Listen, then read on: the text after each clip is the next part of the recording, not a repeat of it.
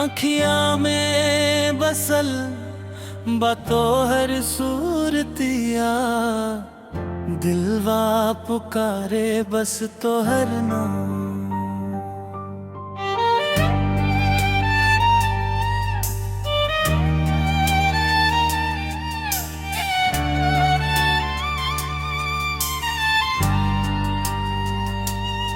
जब से देखनी तोहरा के सजनी, दिलवा हो गए बेकाबू।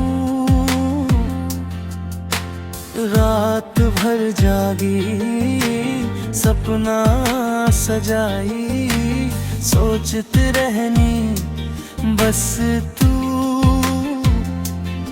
तोहर सी लागे चांद के रोशनी, तोहर बात मिठ लागे गू।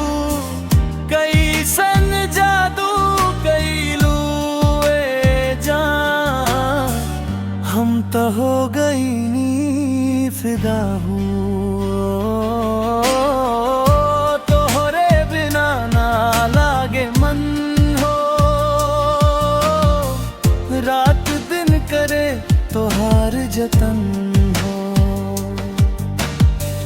आ जाए जान अब देर न कर, दिलवा रोवे हर क्षण हो।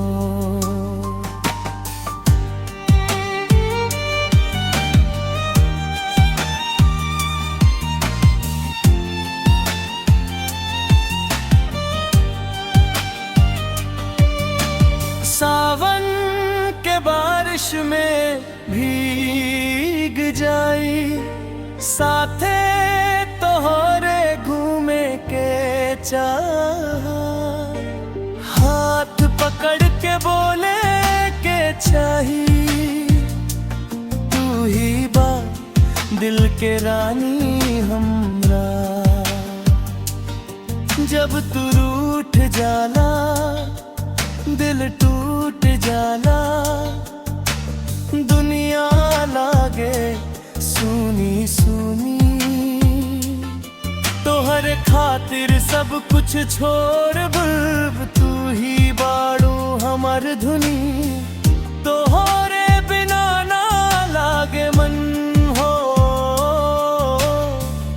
रात दिन करे तो हार जतन हो। से जान दिल के बात तोहरे बिना सब सुना रात।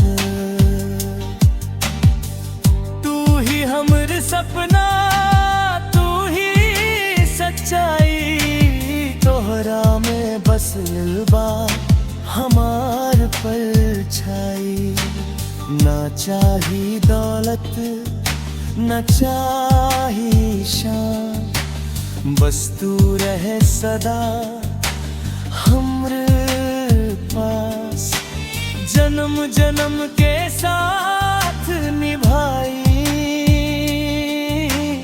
एह दिल के बस एक आस। तोहरे संग जिंदगी बिताई, एह सपना के पूरा करब।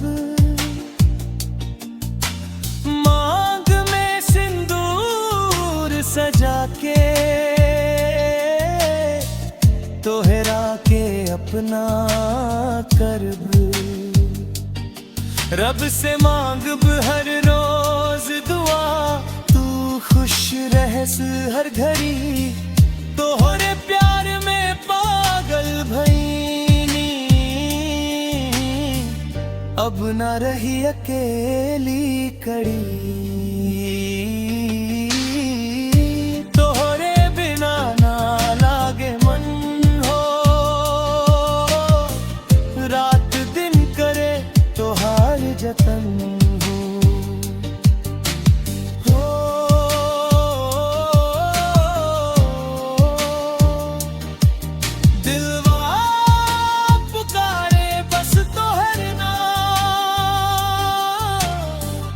तोहरे बिना ना लागे मन।